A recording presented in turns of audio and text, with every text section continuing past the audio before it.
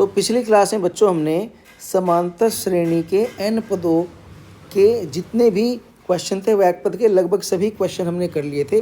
अब हम समांतर श्रेणी के n पदों का योगफल वाले प्रश्न करेंगे। तो हम करेंगे समांतर श्रेणी के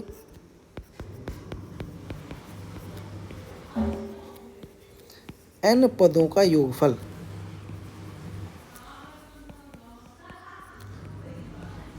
अब n पदों का योगफल कैसे ज्ञात करें? सबसे पहले तो कोई समांतर श्रेणी ले लेते हैं। मान लो हमारी समांतर श्रेणी है जिसका पहला पद है a, अगला पद है a प्लस डी, उससे अगला पद आ जाएगा a प्लस 2d और इस तरह से हमारी समांतर श्रेणी है। इसमें जो हमारा प्रथम पद है वो a है और जो सार्वंतर है वो d है। तो अगर मैं इसके n पदों का योगफल ज्ञात करना चाहूँ जिसको कि मैं एस n से डिनोट करता हूँ तो वो कुछ इस तरह होगा a प्लस दूसरा पद a प्लस डी प्लस तीसरा पद a प्लस 2d और इसी तरह nवें पद तक ये जाएगा और nवां पद हो जाएगा a plus n minus 1 into D. ये मेरा समांतर श्रेणी के n पदों का योगफल आ जाता है। अब इसका फॉर्मूला बनाने के लिए मैं क्या करता हूँ, इसी Sn को दोबारा लिख देता हूँ, यानी कि यही योगफल एक दूसरे तरीके से लिख देता हूँ। वो क्या तरीका है? वो तरीका ये है कि जो आखिर का पद है उसको मैं सबसे पहले लिख देता हूँ यहाँ पर लाकर, फिर इससे पहले जो पद आएगा उसको यहाँ लिख दूँगा और फिर इससे पहले बाद में जो पद आएगा उसको यहाँ लिख दूँगा। इस तरह जो पहला पद है वो पहला पद सबसे आखिर में आ जाएगा। तो इस तरह से मैं कर लेता हूँ। तो यहाँ पर मैं आखिर का पद लिख देता हूँ a plus n minus 1 into D plus. अब यहाँ पर जो मेरे पास इस पद से पहला पद आएगा, देखो इस पद में n माइनस 1 आ रहा है तो इससे पहले वाले पद में n माइनस 2 आ रहा होगा, तभी तो इससे एक पहला पद आया वो। तो यहाँ पर जो इससे पहले वाला पद होगा वो होगा a plus n minus 2 into D और इसी तरह जो उस पद से भी पहला इस पद से भी पहला पद होगा ये वाला पद, इसमें अगर इसमें n माइनस 2 आया है तो इस वाले पद में n माइनस 3 आ रहा होगा d के साथ में, तो वो भी मैं यहाँ पर लिख देता हूँ a plus n minus 3 into D इस तरह से। और इस तरह करते करते जो आखिर में पद आएगा, जो पहले वाला पद है ये वाला पद, ये आखिर में इसके नीचे पहुँच जाएगा तो उसको लिख देता हूँ a, यहाँ पर मैं लिख देता हूँ इस तरह से, ये a यहाँ पर आ जाता है। अब ध्यान से देखो बच्चों, हालांकि अभी भी हमारा योग वही आएगा, हमने केवल इनको बदले हुए क्रम में लिख दिया है और जितना योगफल ये है उतना ही योगफल ये भी है। तो इस तरह से अगर मैं इन दोनों समीकरणों को जोड़ कर दूं तो देखो क्या आता है, ध्यान से समझना। दोनों समीकरणों को मैंने जोड़ दिया है तो जो योगफल है Sn ये 2Sn के बराबर हो जाएगा, योगफल का डबल।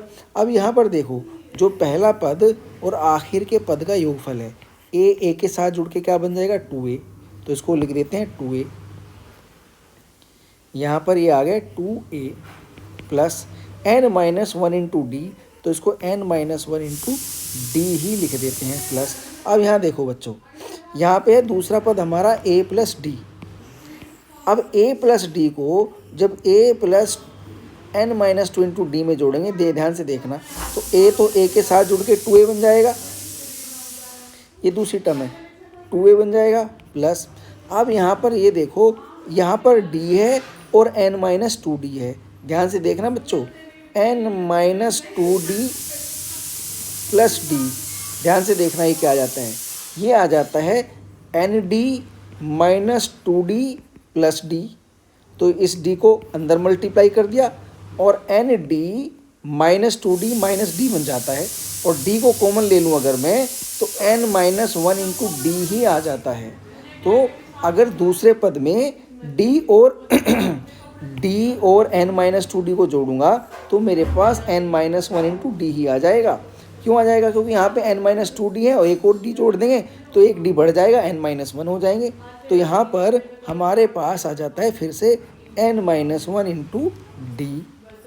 अब तीसरे पद को जोड़ देते हैं। यहाँ पर देखो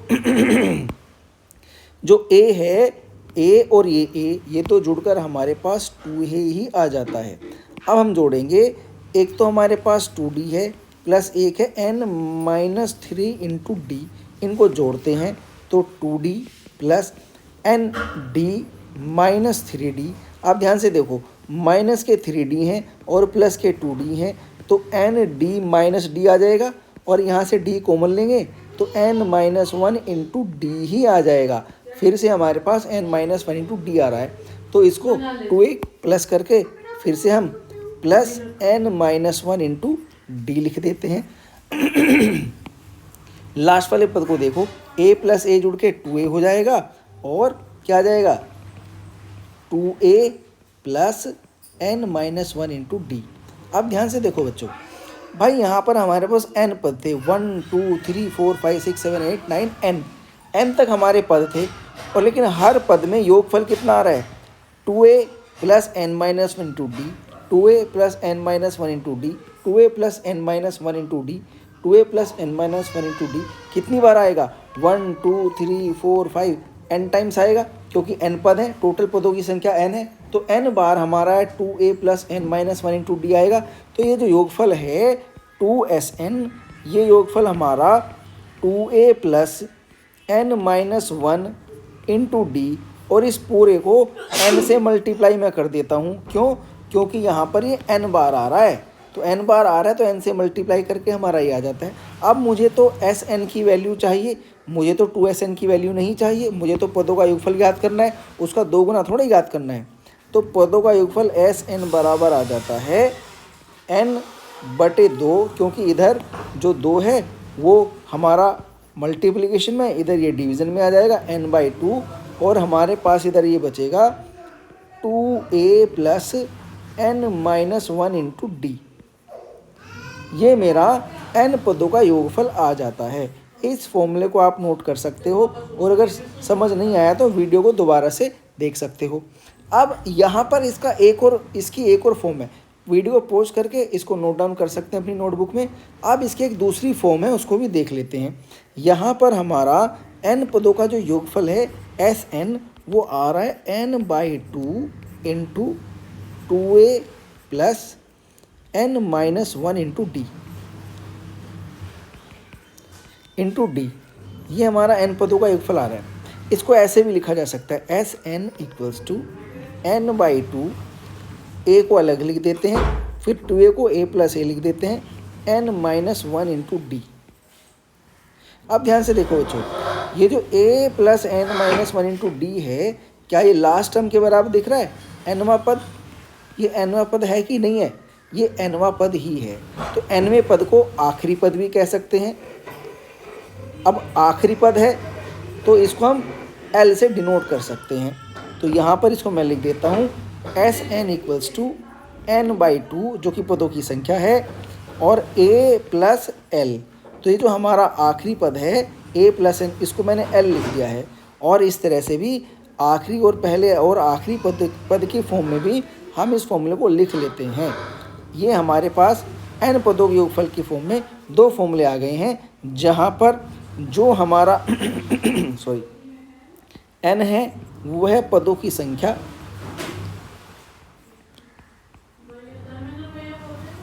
और जो l है वो है हमारा आखिरी पद। ठीक है, तो इस तरह से ये दोनों फॉर्मूले आप याद कर लेना और नोट कर लो। इनसे संबंधित क्वेश्चन हम अगली जो है वीडियो है उसमें सोल्व करेंगे। धन्यवाद।